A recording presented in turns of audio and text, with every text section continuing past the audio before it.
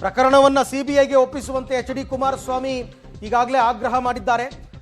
ರಾಜ್ಯ ಸರ್ಕಾರ ಧೈರ್ಯವಾಗಿ ಈ ಪ್ರಕರಣವನ್ನು ಸಿಬಿಐಗೆ ಒಪ್ಪಿಸಬೇಕು, ಇದು HDK ಅವರ ಆಗ್ರಹ. ಕೊಟ್ಟು ಎನ್ಕ್ವೈರಿ ಮಾಡಲಿ, ಅವ್ರಿಗೆ ಧೈರ್ಯ ಇದ್ರೆ, ಅವ್ರು ಏನೂ ತಪ್ಪು ಮಾಡಿಲ್ಲ ಅಂದರೆ CBI ಕೊಟ್ಟು ಎನ್ಕ್ವೈರಿ ಮಾಡಲಿ. CBI ಕೊಟ್ಟು ಎನ್ಕ್ವೈರಿ ಮಾಡಲಿ, ಅವ್ರಿಗೆ ಧೈರ್ಯ ಇದ್ರೆ, ಅವ್ರು ಏನೂ ತಪ್ಪು ಮಾಡಿಲ್ಲ ಅಂದರೆ CBI ಕೊಟ್ಟು ಎನ್ಕ್ವೈರಿ ಮಾಡಲಿ.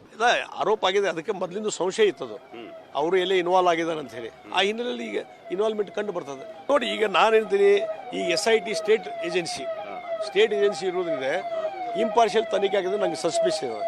ಅದಕ್ಕೆ ಇಂಡಿಪೆಂಡೆಂಟ್ CBI ತನಿಖೆ ಕೊಡಬೇಕಂತ ನಾವು ಒತ್ತಾಯ ಮಾಡ್ತೀವಿ. ಇದನ್ನು ಮಾಡಿದವರು ಯಾರು ಅನ್ನೋದು ಸ್ಪಷ್ಟವಾಗಿ ನಿನ್ನೆ ದೇವರಾಜೇಗೌಡರು ಹೇಳಿದ್ದಾರೆ. ಅವರೆಲ್ಲ ಇದನ್ನು ಆಡಿಯೋನು ಬಿಡುಗಡೆ ಮಾಡಿದ್ದಾರೆ. ಇದನ್ನು CBI ಕೊಡಬೇಕು. ಇಲ್ಲಿ SIT ಸಂಪೂರ್ಣವಾಗಿ DK ಶಿವಕುಮಾರ್ ಏಜೆಂಟ್ರಂಗೆ ಕೆಲಸ ಮಾಡ್ಲಕತ್ತದೆ. ಇದರಿಂದ ಅದಕ್ಕೆ ನ್ಯಾಯ ಸಿಗುವುದಿಲ್ಲ. SIT ಒಳಗಿರುವ ಅಧಿಕಾರಿಗಳೆಲ್ಲ ರಾಜ್ಯದವರು.